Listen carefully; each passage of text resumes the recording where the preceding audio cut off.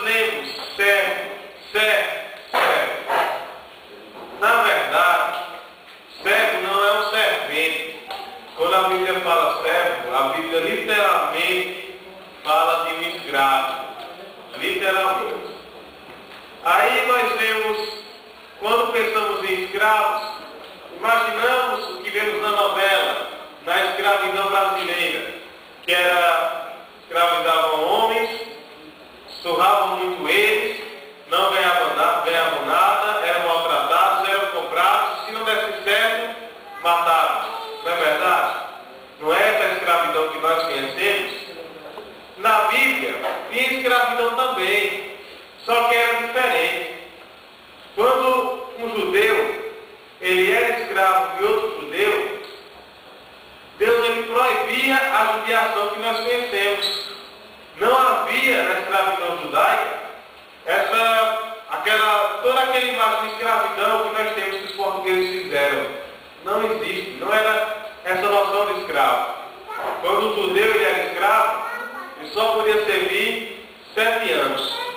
Quando ele chegava no 7º ano, ele era livre. O escravo ele era livre do seu senhor. Só que os 7 anos dá para acontecer muita coisa, não é? Nos 7 anos, muitos hebreus se casavam, tinham filhos. E a lei de Moisés diz que se ele tivesse filhos, 7 anos ele era livre. Agora a mulher dele e os filhos dele pertenciam ao seu senhor. Mas ele era livre.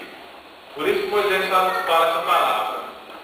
Que se o escravo disser, eu amo o meu senhor, a minha mulher, os meus filhos, e não quero sair livre, então ele será um escravo de orelhas furadas.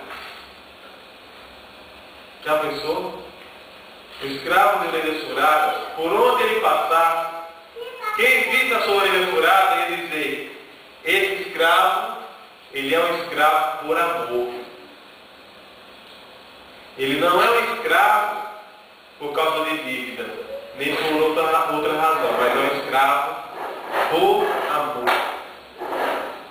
E quando vejo esse texto, me vem muito à mente que Deus nos chama para servi-lo. E quando Deus nos chama para servi-lo, Ele está literalmente nos chamando para ser escravos. Já pensou? Deus nos chamando para ser escravos? Vamos mais para cá. Quando nós vemos a palavra que fala sobre liberdade, nós sabemos que nós estávamos presos no pecado. Nós sabemos que o pecado, ele estava nos escravizando. Nós estávamos mortos. Nós não tínhamos direito algum. Éramos escravos do pecado. Nós servíamos por obrigação ao pecado. E a palavra diz em 1 Coríntios capítulo 6, versículo 20, que nós fomos comprados. Estávamos presos no pecado. A palavra diz o quê? Romanos 3:23, que o salário do pecado é a morte. Nós estávamos mortos em Cristo. Para Cristo nós estávamos mortos por causa do nosso pecado. A palavra fala que nós éramos para ser consumidos. Em Lamentações, capítulo 3, versículo 22, se não me engano, diz que as misericórdias do Senhor são as causas de não sermos consumidos. O nosso resultado, quando nós pecamos lá em Adão, nós éramos para ter sido consumidos na hora. Veja bem, Satanás, Lúcifer, era um arcano. Ele estava na presença de Deus, andava na mais bela voz cintilante, era altamente honrado, era um dos líderes dentre a escala angelical. E quando ele pecou contra Deus, Deus não tem misericórdia do diabo e dos seus anjos. Deus não tem. O castigo dele já está reservado. Mas nós humanos, nós, irmãos, olha, Diga para ele: você é a glória da criação de Deus.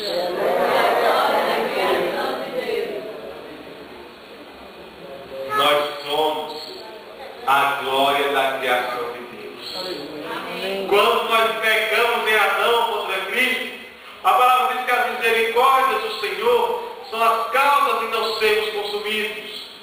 Então Deus nos amou de tal maneira que naquele momento nós éramos escravos. E Deus resolveu nos comprar. Deus resolveu nos comprar das garras do pecado. E nós somos, o título dessa mensagem, nós somos escravos da graça.